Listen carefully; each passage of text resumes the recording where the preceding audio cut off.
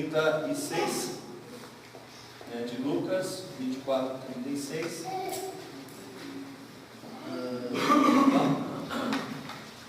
Falava ele ainda estas coisas quando Jesus apareceu no meio deles e lhe disse: paz seja convosco. Quer dizer, Cristo aparece de uma maneira direta no meio deles, mas era ainda um corpo físico. João 20, mais adiante a gente vai para João 20, versos 24 a 28. Ora, Tomé, um dos 12, chamado Dídimo, não estava com eles quando veio Jesus. Disseram-lhe então os outros discípulos: vimos o Senhor. Mas ele respondeu: se eu não vir nas suas mãos o sinal dos cravos, e ali não puser o dedo, e não puser a mão no seu lado, de modo algum acreditarei. Passado 8 dias, ou seja, eles estavam no domingo, no outro domingo Jesus apareceu, e aí estavam eles reunidos, e Tomé com eles. Estando as portas trancadas, veio Jesus, pôs-se no meio e disse-lhes: paz seja convosco. E logo disse a Tomé: põe aqui o dedo e vês as minhas mãos, chega também a mão e põe-a no meu lado, não sejas incrédulo, mas crente. Respondeu-lhe Tomé: Senhor meu e Deus meu. Disse-lhe Jesus: porque me viste, creste? Bem-aventurados que não viram e creram. Então, quer dizer, mãos, lado, e o desafio de Tomé foi, de uma forma assim bem nítida, sentir com os dedos, com o tato, o que aconteceu. Agora observe nesse texto: o corpo dele desaparece, o corpo dele passa, a gente vê que as portas estão fechadas, mas ele aparece, e aí a gente pode dizer o seguinte: e aí? Como que acontece com isso? Só que a gente tem que entender uma coisa: entre nós e o próprio Deus, e aqui nós estamos falando do homem Deus, ele pode fazer o que quer, do jeito que quer, da forma como ele quer. Quanto a nós, isso não nos cabe, a gente não é Deus para passar por isso e fazer isso, a nossa limitação. Isso não nos pertence. Não nos pertence. É isso aí, muito bom, Isso não te pertence, Então é isso que acontece conosco.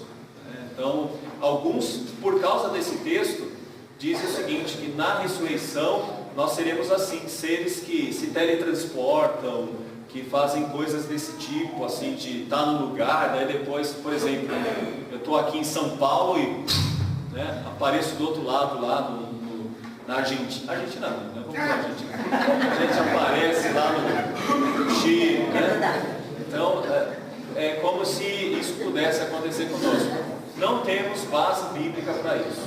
Nós sabemos que aqui estamos falando do próprio Deus conosco, que é Cristo, que está fazendo uma coisa importante. Ele está no lugar do Espírito Santo, orientando os seus discípulos sobre os últimos detalhes do seu ministério. Ele está recomendando os discípulos que entendam o que irá acontecer posteriormente, que é a descida do Espírito Santo, que seria a descida do próprio Espírito Santo. Então, temos que tomar todo cuidado, porque Jesus Cristo está continuando o ministério dele aqui até a vinda do Espírito Santo. Eu replicar o que eu falei, não está certo, não. O próprio versículo responde. Quer ver? Eu vou dizer: porque o Espírito não tem carne nem ossos. Jesus está dizendo: como ovelhas que eu tenho. Exatamente, é isso aí. Obrigado. Isso acontece. Ressurreição implica então em continuidade do corpo que temos, tá bom? A ressurreição implica numa continuidade entre o corpo físico que temos agora e o corpo que teremos no futuro, tal como Cristo é, as primícias do que dorme. Aquilo que nós falamos, é esse mesmo corpo, só que transformados. Então os próprios santos martirizados serão incluídos na própria ressurreição. Apocalipse 20, verso 5. Então vamos dizer isso, 20, verso 5. Apocalipse 20, verso 5. Ele nos mostra. Se alguém achar antes, me ajudem aqui.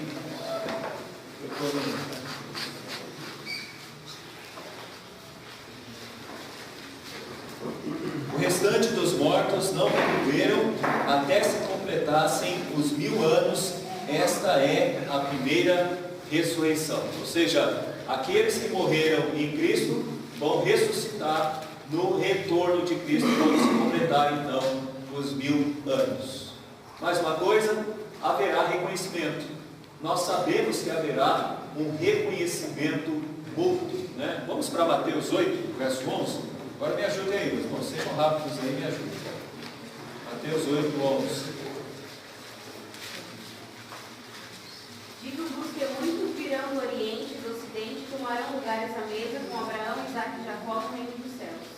Então quer dizer, muitos virão do Oriente e do Ocidente, tomarão lugares na mesa. Isso é muito importante. O céu sempre fala que esse dia será um dia de banquete, né, de festa. E o que é interessante é que nós reconheceremos aí figuras nesse texto: Abraão, Isaque e Jacó. Reconheceremos as pessoas. Ou seja, olha, ali está Abraão, daquele lado ali Jacó. Você lembra de Jacó? Né? E ali Isaque. Então nós teremos e reconheceremos pessoas. Isso nos dá margem para entender isso. Outro texto, Lucas 13, 28. Alguém achou? Por favor. Ali haverá choro e ranger de dentes, quando virdes no reino de Deus Abraão, Isaque e Jacó e todos os profetas, mas nós lançados fora. Então quer dizer, haverá ranger de dentes, choro, mas você reconhecerá pessoas. Então nós teremos um reconhecimento dessas pessoas. E é por esses versículos que nós entendemos que nós nos reconheceremos. E aí você verá sua mãe, você verá o seu pai, você verá os seus irmãos, você verá a Vilde, você verá as pessoas, né? E vai poder... Oi? Pastor, como que eu vou reconhecer, por exemplo, a minha mãe? Eu vou saber que ela foi minha mãe na terra, mas aí eu vou estar lembrando da terra? Nós estamos falando o seguinte, do momento dessa ressurreição, onde estaremos juntos. O que você está falando, eu me lembrarei da minha mãe na terra, vamos dizer aí, você está falando do momento posterior. O momento posterior é dos céus. Quando você estará nos céus, o que será os céus? Bom, o céu será um momento de total perfeição. Haverá lembranças a respeito da terra? Vocês viram o hino que a gente canta? E quando lá no céu chegarmos, nós lembraremos, né, das lutas aqui na terra e assim por diante. Bom, essa é uma dúvida que existe. Então vou dizer a minha opinião sobre o que eu entendo. A ideia de que você está nos céus é uma ideia de louvor e de adoração. Adoração pelo quê? Do que ele fez? Por mim. Vou lembrar do que eu era. Sobre o que eu era, sobre qual era o meu destino e para onde eu iria. Então o louvor que haverá nos céus é porque eu vou entender que eu nunca fui merecedor dos céus. Se eu nunca fui merecedor dos céus, é porque eu sei o que passou na minha vida pregressa. Então eu saberei dessas coisas. Mas aí você vai ficar falando assim, mas eu vou lembrar que o que minha mãe fez por mim. Bom, uma mãe pode fazer coisas boas pelo seu filho, e uma mãe pode fazer coisas más pelo seu filho. Então se lá no céu, eu estou no céu, eu olho para minha mãe e lembro do que ela fez de mal para mim, então não é céu. Eu me lembro quando ela me deu aquela surra, e nem fui eu que fiz aquilo, foi o meu irmão. Mas aí ela me deu uma surra no lugar do meu irmão, e falou para eu ficar quietinho ainda. Aí eu vou ficar lembrando disso lá no céu? A gente tem que entender que o céu não é um lugar para que a gente tenha esse tipo de sentimento. O tipo de sentimento que você vai ter lá no céu é que todas as pessoas que erraram, mas as culpas delas foram pagas por Cristo. Mas deixa eu dizer uma outra coisa, eu não preciso chegar no céu para sentir isso, porque senão Freud teria razão. Eu sou assim por causa do meu pai que fez isso e isso para mim quando eu era criança. Eu sou assim por causa da minha mãe que fez isso e isso comigo quando eu era adolescente.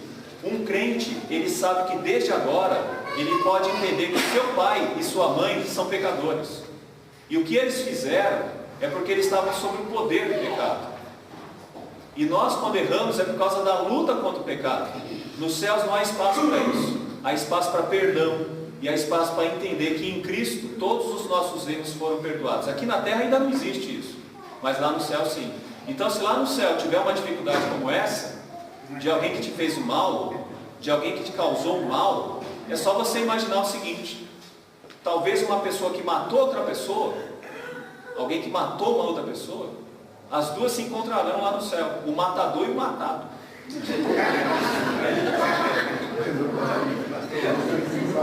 E aí, como que um vai olhar para o outro?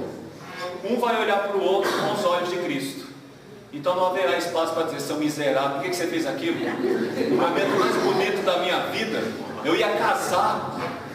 Não, haverá um espaço muito claro para a gratidão em Cristo. E quando há um espaço para a gratidão em Cristo, não há um espaço para rancor e raiva, que é o que nós alimentamos aqui. Agora, vamos pegar uma coisa interessante na sua pergunta. E as coisas boas? Bom, tudo que um homem faz de bom aqui nesse mundo é pela graça de Deus. Então você terá espaço para dizer assim, olha, eu louvo tanto a Deus que te usou para mim, para que eu alcançasse a salvação. Então eu vou te abraçar, meu irmão, porque Deus te usou. Veja bem, eu não estou valorizando o irmão, eu estou valorizando Deus que usou aquele irmão para me alcançar, porque as coisas boas, todas elas que ocorrem, é dom de Deus. Qualquer político que faz uma coisa boa, e a gente sabe o quanto é difícil, é porque a graça de Deus foi sobre ele. Quando um cientista faz uma coisa boa, a gente sabe que é a graça de Deus que foi sobre ele. Então, no céu haverá espaço para que a gente glorifique a Deus, inclusive com as coisas boas que as pessoas fizeram na terra.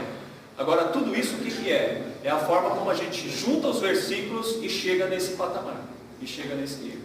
Então, para mim, o céu é maravilhoso. E é um lugar almejado, realmente. Porque tudo que eu posso imaginar de bom, é céu. Deu para entender o raciocínio agora? Deu? No caso aí da ressurreição, uma pessoa que sofreu um acidente, que perdeu o membro, sim, será restaurada? Será restaurada. Uma pessoa que nasceu, por exemplo, sem uma perda. Será restaurada. Será restaurada. A pergunta dele é, e alguém que é deficiente físico, ou que se tornou um deficiente físico por causa de um problema, como um acidente? Não é natural alguém nascer cego. Não é natural alguém nascer sem um membro. Isso tudo é consequência do pecado. Nos céus, com a glorificação, tudo isso é restaurado. Cegos não serão cegos. Surdos não serão surdos. Pessoas aleijadas não serão aleijadas. Né? Alguém fala assim, mas e o rim tal, que foi doado para fulano de tal, como é que vai fazer? Nós somos corpo, com tudo que somos. Rins, tudo que é parte do nosso corpo. Então lá no céu isso será restaurado. É o que o texto de 1 de Coríntios fala. Esse corpo será transformado. O que era corruptível se tornará incorruptível. Né? Então tudo será restaurado. E aí nós teremos de volta aquilo que é do corpo, que pertence ao corpo. Sim. Pastor, na Bíblia fala de uma cidade celestial, né? Você acredita que será como uma cidade mesmo, ou não vai ter pecado, acho que tudo vai estar desenvolvido, né? Você acha que o céu pode ser assim? Deixa eu dizer uma coisa, nós vamos falar exatamente mais sobre isso adiante, mas deixa eu só adiantar, nós temos até um trechinho aqui para isso. Novos céus e nova terra, no grego, é da mesma qualidade que nós temos aqui. Então isso me faz entender que novos céus e nova terra será como nós vivemos aqui hoje. Não como os testemunhos de Jeová dizem que você pode escolher, aliás, pode escolher não, 144 mil ficam lá e o restante pode ficar aqui, tá? Algumas doutrinas que falam muitas coisas. Nós não acreditamos nisso. Nós acreditamos que haverá novos céus e nova terra. Novos céus e nova terra significa que esse mundo, do jeito que ele é, será restaurado. E deixa eu dizer por quê. Tudo que Deus fez é bom. Aliás, no texto bíblico é muito bom. O que Deus fez não está fora de cogitação de ser restaurado. Pelo contrário, é o que Deus fez que será restaurado. Esse mundo do jeito que nós temos ele aqui. Eu não posso entrar em algumas especificidades, mas umas coisas eu posso entender. Árvores é o que faz esse mundo ser mundo. Nuvens é o que faz esse mundo ser mundo. Água é o que faz esse mundo ser mundo. Calor é o que faz esse mundo ser mundo. Então tudo isso me faz entender que novos céus e nova terra será o que nós estamos vivendo aqui, só que perfeito, extremamente perfeito. Nós vamos ver um pouquinho disso mais adiante. Eu queria só que a gente entendesse, com uma figura como essa, que esse é o regime do céu. Não é um regime de desconfiança e de brigas, mas é um regime de harmonia e de felicidade. Isso é que faz o céu ser céu. Sim, Márcio. Então a gente pode falar assim, dá a entender isso, que o novo céu e a nova terra seria como na criação, que era perfeito. Princípio da criação. Antes do pecado. Exatamente, antes do pecado. Tudo aquilo que Deus fez. No caso do corpo de Adão e Eva, porque era perfeito. Sim. Se não tivesse pecado, ele estaria vivo até hoje. Estaria vivo até hoje. Então seria mais ou menos isso. Seria a restituição daquilo lá. Paraíso é a restituição daquilo lá. Daquela forma, do jeito que era e da forma que era. Aí a gente entende um monte de coisas. Trabalho existia no paraíso, então no céu haverá trabalho. Comunhão social havia no paraíso, então nós viveremos em comunhão social. Se há trabalho e comunhão social, então a gente precisa de visão de equipe. Então nós podemos entender que há áreas e áreas que podem ser assistidas nos céus. Então você vai ter pessoas em várias áreas. Então, por a gente pode entender isso também. Sim. É perfeito. Sim. O coração não fica doente. Um coração que não envelhece, uma pele que não envelhece, um cabelo que não envelhece, um corpo que não envelhece. Um corpo que não envelhece. Quando o homem ele cumpre o mandato de guardar E só para ter uma ideia, dá para perceber que o homem vivia tanto tempo como vivia, e ele vai perdendo isso cada vez mais, né? Ele vai perdendo isso cada vez mais. Sim. Quando o homem cumpre o mandato de guardar e cultivar, a gente vê a beleza da criação, da natureza. Sim. Né? Agora deixa eu só dizer um pouco mais, e não é sonho não, gente. O que Deus criou é um jardim, mas a gente pensa que o jardim são só aquelas plantas. Não. Ele fez os luzeiros. Ele fez todas essas coisas. Isso tudo pertence ao vice-regente que é o homem. Sabe o que significa isso? Que a vida do homem não se atém somente a esse mundo, mas aos mundos. E mais uma coisa. Tá, você entendeu o que eu estou falando? Não, né? Tá bom. Vai muito mais além, né? Vai dentro de uma visão de espaço. O céu, então, a visão que a gente tem em relação à Terra, mas aí quando fala céu, é essa galáxia e as outras galáxias. Sim, todo lugar é céu. Nesse caso seria tudo paraíso. Seria tudo paraíso. Porque o conhecimento que a gente tem mínimo é dessa galáxia. Só para vocês fazerem uma conta, o número de salvos é incompreensível. Da época de Adão até hoje. Você acha que caberia todo mundo na Terra? Não. As leis físicas não terminam, elas continuam porque as leis físicas são leis de Deus. Não existe problema com as leis. Isso significa o seguinte, que não há espaço para todos nós. Isso significa que nós temos aí uma visão muito mais ampla de continuidade de povos e tudo mais. Então é um negócio que extrapola a nossa compreensão e a nossa mente humana. Sim. Dentro do nosso cenário, considerando tudo isso que você está falando, ele fala que assim, Deus nos criou, por exemplo, com os órgãos genitais. Então, assim, essa questão de casamento, ele entende que lá, teoricamente, ele vai dar sequência. É? Não faria isso se ele não tivesse uma utilidade, não é verdade? Não, vamos pegar aqui rapidinho, eu estou terminando. Vou pegar, pode dizer que não. Vou discordar um pouquinho dele, mas deixa eu dizer por quê. Primeiro deixa eu pegar esse ponto. Corpos mais jovens, né? Aquilo que a gente falou na semana passada. Cristo ressuscita e essa ressurreição já é uma espécie de transformação. E quando nós falamos de corpos incorruptíveis, nós falamos de um corpo que adquire o seu status máximo de força.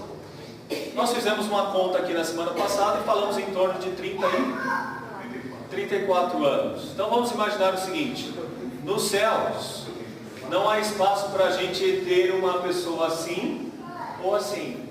No céu teria que ter uma pessoa assim, porque é a fase da maturidade e da força física. É claro que algumas pessoas vão alcançar a maturidade aqui, Mas é claro que algumas pessoas, mesmo com esse estímulo, ainda tem essa imaturidade. Isso ocorre por causa do pecado. Mas na eternidade, quando houver ressurreição e glorificação, nós podemos dizer que as pessoas serão e estarão no auge. Então não queiram ver Moisés com aquela barba igual Charlton Heston, tá bom? Daquele jeito lá, porque não verá. E nem Abraão, né? Nós não teremos essas pessoas assim. Teremos essas pessoas recuperadas no auge. Lembre-se de você no seu auge. Então pense nisso, tá bom? Lembre-se de você no seu auge. A gente tira por algumas coisas, né? Do próprio texto aqui de João 8,57, a aparência de Cristo antes e a aparência de Cristo depois da ressurreição. Mas aí aquela pergunta, né, da nossa querida irmã: não haverá casamento. Então, órgãos genitais, eles podem servir muito mais do que para procriar. Eles podem servir para o que é natural um órgão genital fazer. Vocês entendem o que eu estou falando, né? Quem entender, né? Aquele que ouviu, entenda, né? Por quê?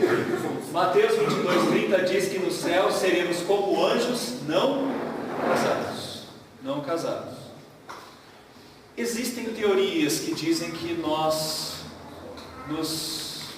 por exemplo, em definições como eu amo a minha esposa, isso é tão bom, que se é tão bom, deveria continuar no céu também.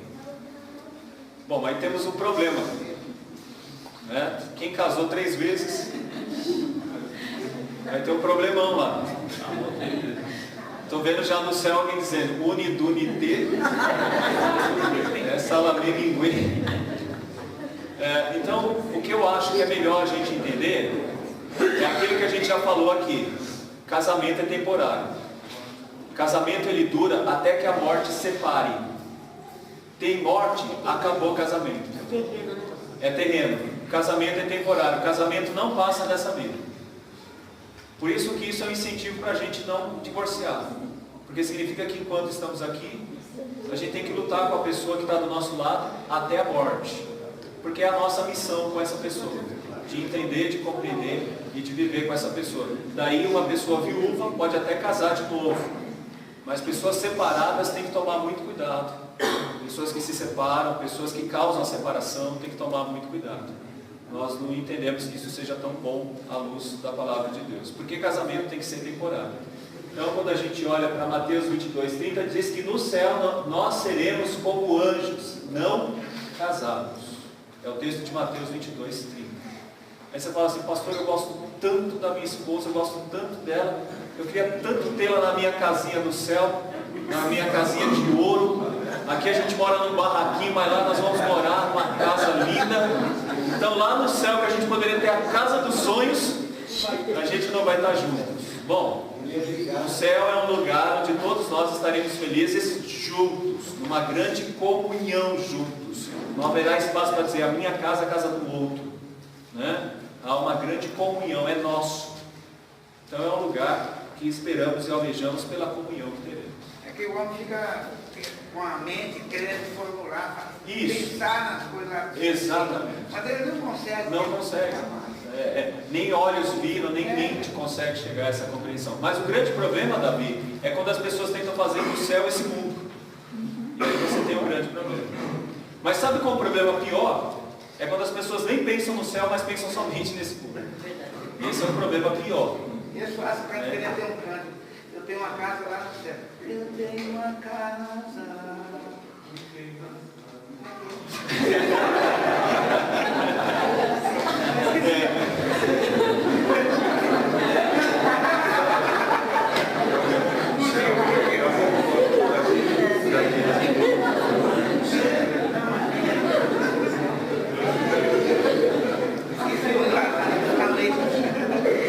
Vamos lá, vamos continuar. Vou lembrar. Esse faço nove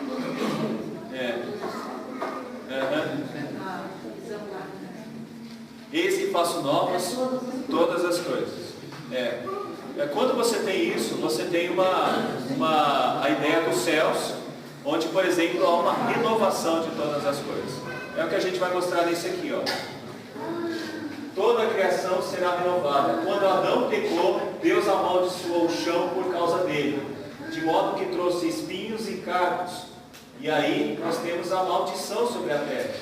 Mas a própria criação será liberada da escravidão para decair e obter a liberdade gloriosa dos filhos de Deus. Romanos 8, 21. A própria criação almeja e espera o dia em que isso não acontecerá jamais, onde ela sairá desse cativeiro, né? Sairá desse cativeiro. E eu vou tentar explicar isso com Isaías 65. Olha só o texto de Isaías 65.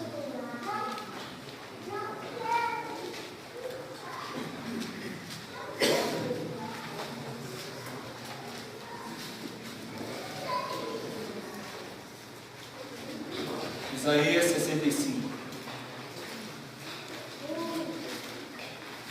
O texto de 18 em diante diz assim: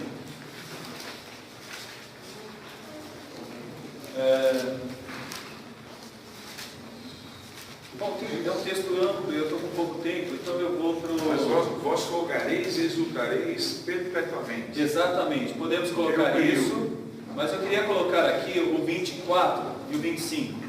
E será que antes que clamem, eu responderei? Estando eles ainda falando, eu os ouvirei. 25. O lobo e o cordeiro pastarão juntos, e o leão comerá palha como boi. Pó será a comida da serpente. Não se fará mal nem dano algum em todo o meu santo monte, diz o Senhor. Ou seja, a serpente terá um jeito diferente de comer, o lobo terá um jeito diferente de comer, e o leão terá um jeito diferente de comer. Só animais que para se alimentar produzem morte, porque no céu não há morte. Então, se não há morte, nós podemos entender que a criação será renovada. E esse é o sentido, Odila, de renovação.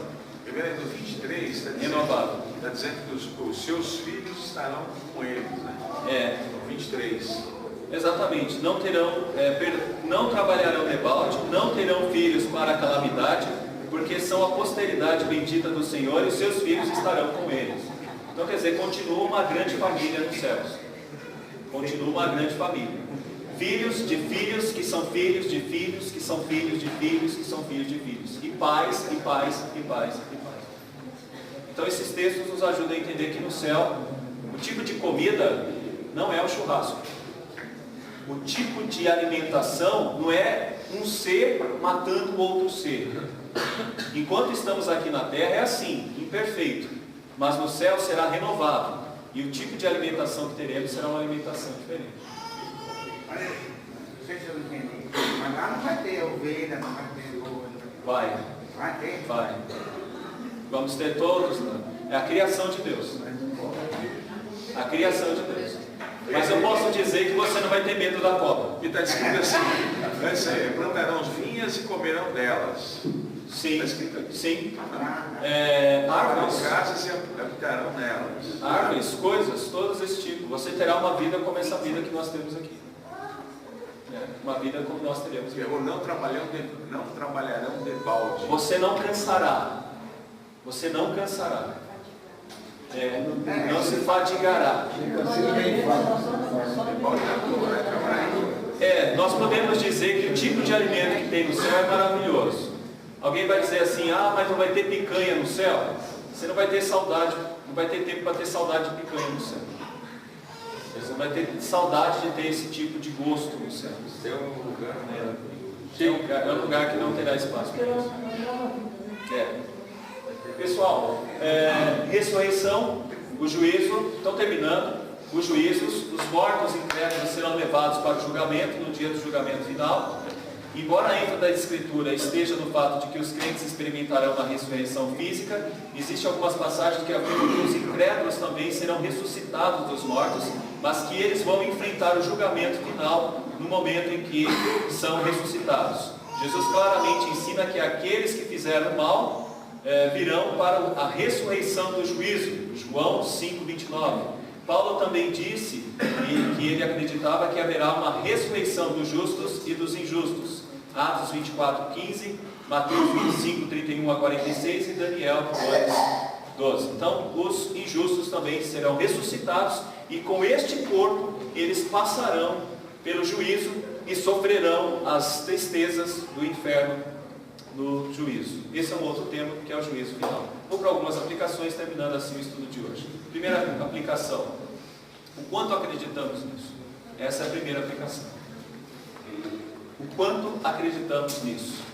O Deus que criou o universo e criou cada um de nós, que governa soberanamente cada uma dessas criações em cada momento e que transporta todas as coisas pela sua palavra de poder, certamente pode acompanhar as partes dos nossos corpos físicos que Ele deseja preservar e usar como a semente a partir da qual um novo corpo será feito. Então a coisa que nós temos que entender é o quanto nós acreditamos nisso. É só a gente entender o seguinte: o mundo foi feito do nada. Deus criou tudo do nada. Então não limitem o poder de Deus. Cuidado com evolucionistas, cuidado com cientistas que dizem que isso não pode acontecer, que isso não tem condições de acontecer. Deixa eu dizer uma coisa para os cientistas: quem poderia transformar água em vinho? Para que algo desse tipo ocorra, segundo os cientistas, teria que acontecer uma explosão nuclear gigantesca que, por certo, não sobreviveria quase ninguém. Jesus Cristo fez isso simplesmente com um piscar de olhos. Não limitem o poder de Deus. E quem quer servir a Cristo e quem quer servir a Deus tem que ter uma das coisas mais importantes: fé, e saber que nada pode limitar o poder de Deus. Então não deixe que falsas doutrinas coloquem em nós incredulidade quanto a isso. Ah, como pode vir um rim que está numa outra pessoa? Deus pode todas as coisas. Como que corpos podem ser restaurados? Deus pode todas as coisas. Não há nada impossível para Deus. Uma virgem pode ter uma criança. Então não há nada impossível para Deus. A primeira aplicação que nós temos da doutrina da ressurreição é o quanto nós estamos crentes nisso e confiamos nisso. A segunda coisa: ressurreição é um tema de grande importância para o cristianismo, porque sem ressurreição não existe cristianismo. Se você tirar a ressurreição, não existe cristianismo. Toda a doutrina cristã entra na ideia de passar pela morte, pela ressurreição e pela glorificação. E o que é a ressurreição? Cristo morreu e ressuscitou. Ele começou e nós iremos junto com Ele. Cristo não ficou detido na morte. Por quê? Porque Ele não tinha pecados. Por isso Ele ressuscitou. E por causa da ressurreição dele, nós ressuscitaremos. Então a doutrina da ressurreição é um tema central no cristianismo. Outra coisa: o tempo de Deus é melhor. O texto de 1 Coríntios 15 responde também uma pergunta: por que demora o retorno de Cristo para a nossa ressurreição? Bom, a gente deve responder com o seguinte: o tempo de Deus é melhor que o meu. Não é isso? Para tudo na sua vida e na minha vida. Ah, eu queria ter queria passar por isso, eu queria passar por aquilo, né? Eu ainda não casei, eu ainda não tenho filhos, eu ainda não tenho isso. Espere o tempo de Deus. E o tempo de Deus deve ser entendido como melhor, porque Deus é sábio, plenamente sábio. E nós devemos confiar na vontade dele. Se ainda não chegou o dia em que Cristo vai voltar, o que nós devemos fazer é confiar e acreditar nesse momento e ter fé que Ele chegará. Então o tempo de Deus não é o nosso tempo. Para Deus é como um dia, e um dia é como 1000 anos. Então nós não temos como definir o tempo de Deus. Se nós olharmos para isso, nós vamos dizer que faz 2 dias que Cristo morreu e ressuscitou. Então nós não temos como medir o tempo de Deus. O tempo de Deus não pode ser medido pelo nosso tempo. Ele é eterno, tudo para Ele já aconteceu, mas para nós que estamos no tempo é difícil de medir isso. Outra coisa: nós aguardamos um futuro, ou nos aguarda um futuro glorioso. Isso é importante da gente entender. Tá ok? Por maior que seja o seu sofrimento aqui, por maior que sejam as suas lutas, Não sei quantas cirurgias você já passou, quantas dores você está sentindo. O que nos aguarda é um momento glorioso, onde nós não teremos mais nenhum sofrimento. Um momento maravilhoso ocorrerá e nós aguardamos esse dia. Mais uma coisa, reveremos os nossos queridos. Nós veremos os nossos queridos. Essa é a nossa esperança. E chegaremos no momento onde encontraremos aqueles que partiram e que estão com Cristo. Por isso, se você está afetado por luto na sua família, alguém que te deixou, não se entristeça, porque nós veremos os nossos entes queridos. Por fim, a última coisa, mais do que novo corpo, teremos a melhor comunhão com Deus. E esse é o ponto fundamental. Eu não estou esperando esse dia porque lá não terei sofrimento. Eu não estou esperando esse dia porque lá eu vou ver os meus entes queridos, tão somente. Eu não estou esperando esse dia porque será um dia no qual eu terei total descanso. Não. Nesse dia, quando nós estivermos com os nossos corpos ressuscitados e glorificados, nós teremos a comunhão verdadeira com Cristo, hoje afetada ainda por causa do nosso corpo pecaminoso. Então esse será o grande momento e a grande alegria quando nós tivermos a nossa restauração e a nossa vida transformada em comunhão verdadeira teremos com Deus. E olha só o que é isso, o que será isso, esse louvor pleno e verdadeiro? Nós não temos ideia, mas uma coisa é certa. Imagine quando você tem plena comunhão com alguém que você ama tanto. Como isso te deixa feliz? Quando você estava em briga com alguém e depois teve a reconciliação, quanto isso te deixa feliz? Nós já podemos sentir isso hoje, mas nos céus sentiremos isso em plenitude. Então teremos um louvor verdadeiro, uma adoração verdadeira, porque sem pecado teremos comunhão com Deus. Então aguardamos e ansiamos pelo dia da ressurreição. Que Deus nos abençoe.